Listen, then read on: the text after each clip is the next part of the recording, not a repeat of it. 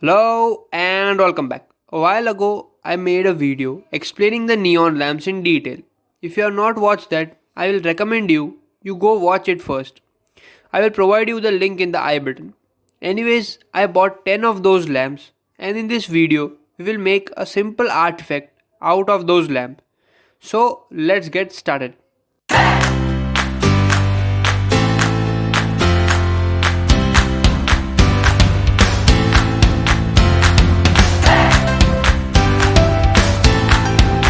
First things first, warning AC mains is dangerous and sometimes can be fatal. Replicate this on your own risk.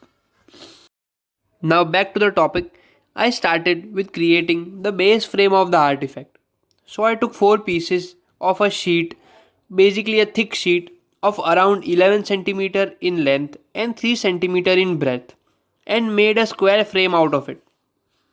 Before joining everything together, I refurbished every piece with a bit of sandpaper and a file until I was convinced by its quality.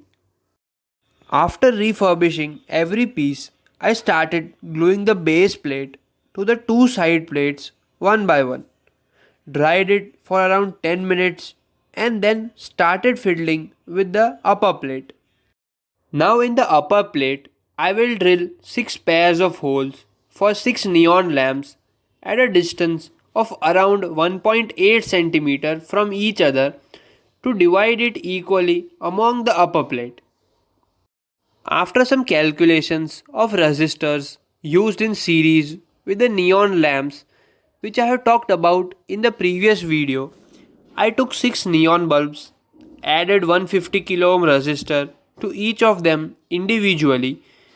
But wait, we do not have to use 1 watt resistors as neon lamps only require 1 to 2 milliamperes of current, as I talked about this in detail in the previous video. So go watch that first.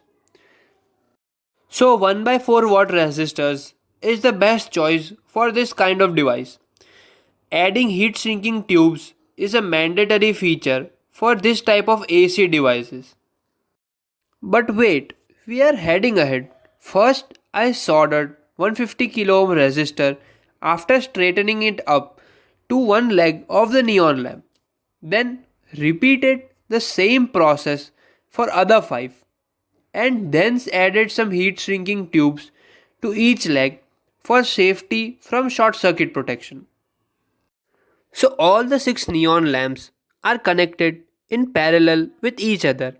The phase of each of them is connected together and same applies for the neutral ones.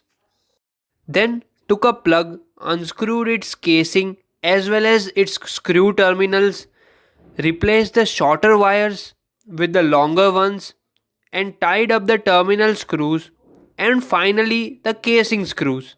And bam! Now we can light it up.